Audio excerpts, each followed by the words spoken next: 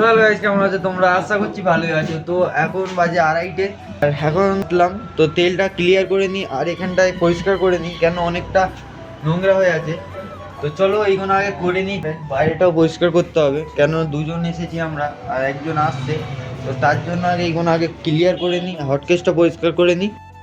তো এইখানে guys finally তেল বালতিতে বার করে নিয়েছি। এইখানে যে তেলগুলো থাকে যেটা ফ্রাই হয়, টিন মারলে যেইগুলো ঝরে ঝরে পড়ে সেইগুলো আছে, এইগুলো বার করতে হয়, নাহলে এইগুলোই পুড়ে তেলটা নষ্ট হয়ে যায়।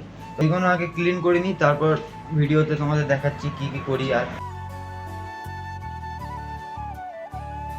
ফাইনালি এদিকে তেল ক্লিয়ার হয়ে গেছে, হিটও দিয়ে দিয়েছি। এদিকে আয়ুষ সবজি কাটছে আর এদিকে দীপ ফাইনালি ডাইনিং টেবিলগুলো সাজাচ্ছে। তো আমি এবার প্রোটিনে ঢুকবো, তার আগে এইগুলো ঠিক করে নিই। আর প্রোটিনগুলো তলায় রাখতে হবে আর প্রোটিনের জল নিয়ে আসতে হবে। তো এই জলটা নিয়ে আসি, তারপর প্রোটিন মারতে ঢুকবো। তো গাইজ এখন সব মাল মারা কমপ্লিট হয়ে গেছে, এখন মারছি বার্গার পেটি আর পপকর্নটা শুধু মারা বাকি আছে, আর 6টা লেগ মারবো। তো তোমাদের দেখাই প্রোটিনটা একবার।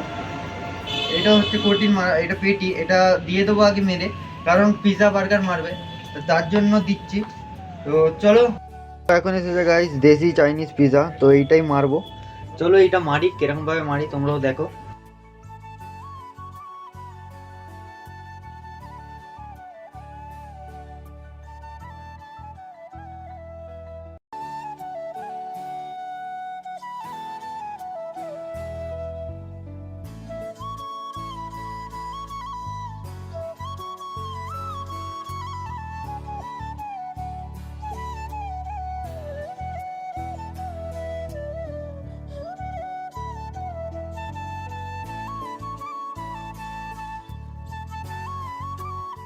তো গাইস এখন হটকেসে মাল নেই, তো এই মালগুলো বেচে ঘর চলে যাবো।